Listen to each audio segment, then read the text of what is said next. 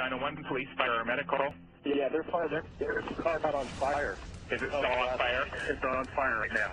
Do you know if they're inside the vehicle? I don't know. I'm still looking right now about them. Okay. Witnesses say he was naked and burned after his car caught fire. The man that we were directing our attention at was completely nude, sitting about a foot off of the shoulder, and he was sitting Indian style with kind of bent down with his hands down in front of him, just like this. On the roadway, saw a naked male subject sitting on the ground, kind of a what we called in elementary school Indian style, and he had his hands tucked between his legs and his head down and was kind of just sitting there rocking. He was down like that, looking down into his own lap. He was covered with blood, head to toe. Every portion of his body had some blood on it. A lot of his body was just covered in blood, all over his arms, all over his back, his chest, his face, and he just had blood all over him. He appeared to be burned on the upper portion of his body from the waist up. As soon as we pulled up, I could see that his skin was brown and it was peeled back and all over his entire body. As I approached him, I could tell clearly that it was burns. He had loose, hanging, burned flesh, at least a couple of layers down. In addition to that, he had lacerations, small lacerations, and little cuts and things all over him, and also appeared to have dirt and leaves and other things on him. Skin was charred. He was just covered in blood. First thing that struck me was that this man is seriously injured. I can see even from clear back at the car, he has burns. He's lost a lot of blood. He's got blood all over himself. He appears to be just kind of catatonic. He's not looking up at us. He's not doing anything. He's just sitting just like this. Gave him the command to show me his hands, and he showed me his hands right away. I tell him I don't see a weapon. Do you? And he said no. Some people thought he might have had a gun. Deputy Willard and I started to approach him, tell him to get on his stomach. And I had my taser on the guy, and I'm talking to him the whole way I'm walking up there. And I said, "Sir, we're going to get you some help. And really, as I got up to him and saw him sitting there in the condition of the burns, and I'm sort of assessing him physically, my main concern at that point is, well, two things. One, I decide I'm not going to let this man leave here again. But secondly, and almost as important was, I need to get this man medical help. He needs help right now.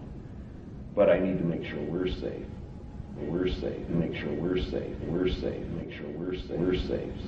So I tell him I need him to turn around and lay down. And we're like, get on your stomach, get on the ground. And he'd be like, okay, no. And he looks up at me and he says, no. I said, you've got to do this. I need you to lay down. And he says, no. Again. And we had told him to get on his stomach or he'd be tased. You're going to be tased if you don't lay down. I repeated that several times. And again, he just kind of leaned forward and went back to just ignoring me. At that point, I was just about to deploy the taser, and the Sandy officer deployed the taser. Discharged my taser weapon and got a good shot with the taser on. Both prongs went in his back. Flopped backwards on the ground. Kind of a few times he just kind of sat there while before I tased him, just kind of sat there and shook his head. After the first time I tased him, just from his behavior and the ineffectiveness of the taser, I even made the comment to Deputy Willard because of his behavior. I'm like, I don't want to get hands-on with this guy. He did that, the guy on his back, flat out, prone out on his back on the ground, and was shaking a little bit, fairly typical of somebody who is taking an electrical shock. And then, when he was all done, when that 5-second shot was done, I said to him, you need to do what we ask you to do. We need you to get over and lay down on that grass. If you don't do what we ask you to do, you're going to get tased again. You need to do what we're asking you to do. Again, I'm still looking at him and assessing him, and I start thinking, I don't want this guy anywhere near me. And I'm thinking, if he complies, what am I going to do? And if he complies, what am I going to do? He's got blood literally from head to toe, and multiple lacerations and cuts and dirt. And I didn't want to touch this man. I really felt there was a real risk to my safety. I didn't want to touch this man. I really felt there was a real risk to my safety, and to the officer that was there. Deputy Willard, at this point, I saw that Deputy Willard also had a taser out and attempted to tase him. I deployed my taser at the same time. The prongs from my taser were still in him while he was on. So I did another pull of the trigger with the taser.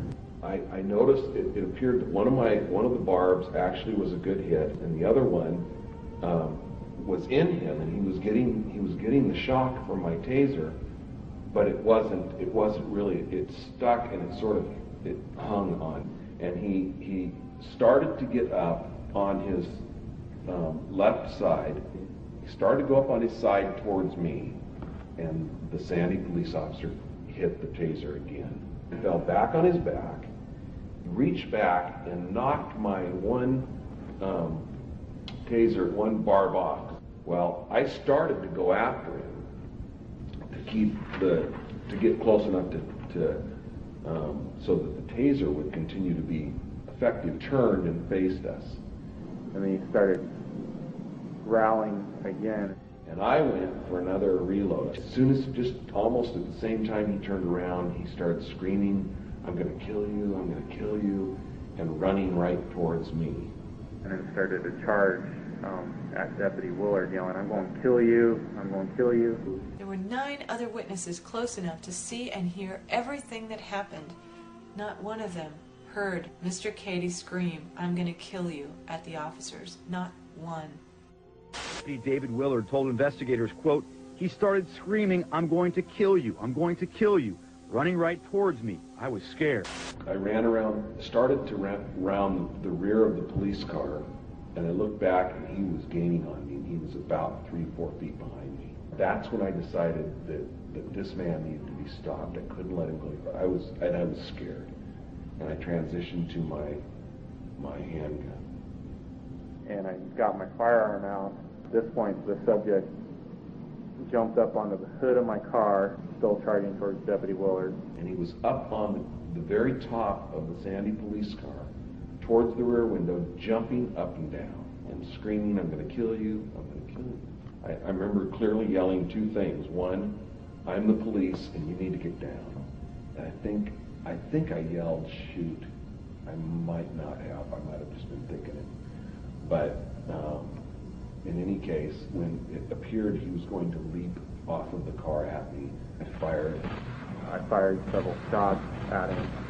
And then it appeared that he was going to come towards us, but down towards the trunk. I fired one more round, and he fell on his back, right against the lower right rear window, and then hit the car and slid off of the car head first. I remember hearing his head hit the ground.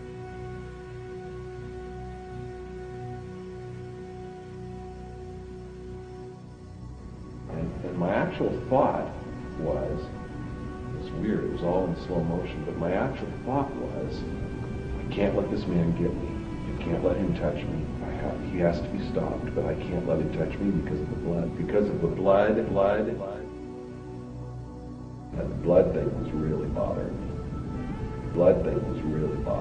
I just knew that he was either had a very bad mental health problem or was definitely under the influence of drugs or a combination of both.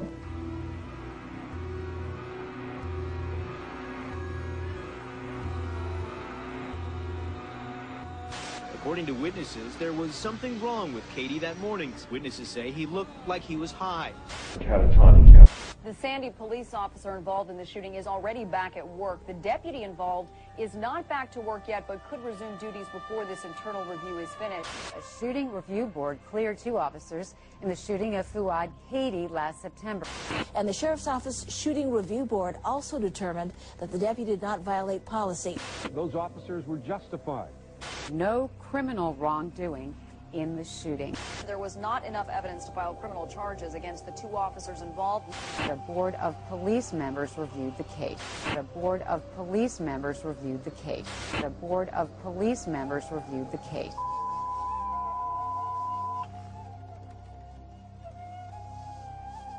Communicating with CCOM from the moment he stepped out of his car to the moment that Fouad Kaady lay dead at his feet. Edward 2. To Edward 2. Code 3 medical. And a couple more cars here. Have you been confirmed location? I know it shows 362 and Van Meter crossing. Edward 2, confirm your location. Edward 2, can you confirm your location on 362? Edward 2, code 3 medical, shots fired. Blood thing is really bothering. Blood thing is really bothering. He has to be stopped, but I can't let him touch me because of the blood. He's not doing anything. He's just sitting just like this.